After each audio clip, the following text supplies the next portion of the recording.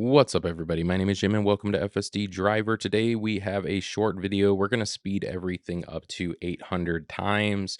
We are driving in FSD 12.5.4.1. That is so many points. But nonetheless, this is pretty much a zero intervention drive. There is one point where we take over.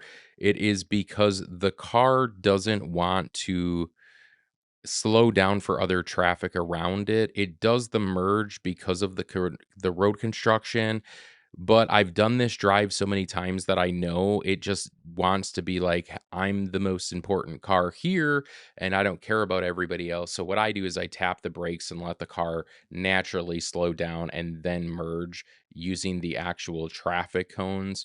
But as a real human, I probably would have just put my blinker on early and merged over into the right lane, and I'll slow that footage down when that comes up. Now, one thing I wanted to mention here was my car is a Model 3 2019 rear wheel drive standard range plus.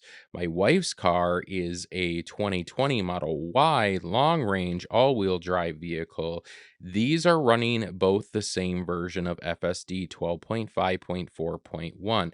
Now, I wanted to let you guys know that these are driving dramatically different on my wife's car compared to my car. Like, my wife's car gets a lot of phantom braking on the highway. She misses exits all the time. She also gets like phantom blinkers where the blinker will just turn on for no reason and then it will shut off and the car won't attempt to switch lanes.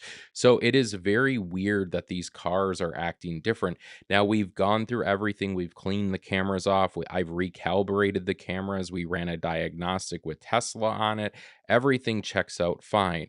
At this point in the video, this is where basically it's saying this left-hand lane is closed, merge over. My car's going 65, 66. My car's not going to slow down for this. It's just going to merge over. And so basically I let go of the FSD and then I put it back in FSD. But I mean, it is a little nerve-wracking when you're going at that high speed and your car isn't caring about the car there, but it's still going to make the lane change. I just didn't want it to have to slam its brakes on, so I took over. Again, I've driven this many times. That's honestly the same area. It kind of fails every single time, and so that's why I tap on the brakes at that point because I've done it so many different times. I think this is like my 10th time in this version, and right at that spot, it does the same thing. I've cut many people off there.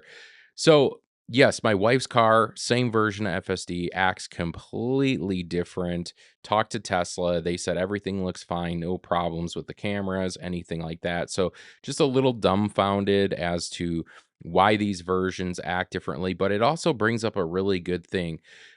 There are a lot of people who are, I guess, negative on YouTube, on X stuff. They have bad experiences with FSD, and I actually don't blame them. If that's what I'm witnessing on my wife's Model Y, excuse me, then I believe them. Like maybe they are having the same issue we are having because if you drive my car, like look at this drive we just did. It's pretty hands-free, no interventions, like, it's going many miles and getting us to our destination, and it's working fantastic, and so I'm positive about FSD, but then when I drive my wife's Model Y and it's the same version, I'm like, "Man, this is, like, awful. This is an awful experience." So, I'm not really sure why it's so different on both of my vehicles, but I kinda believe people who now are saying, like, they're having an awful experience, like, I think it really depends on the actual car.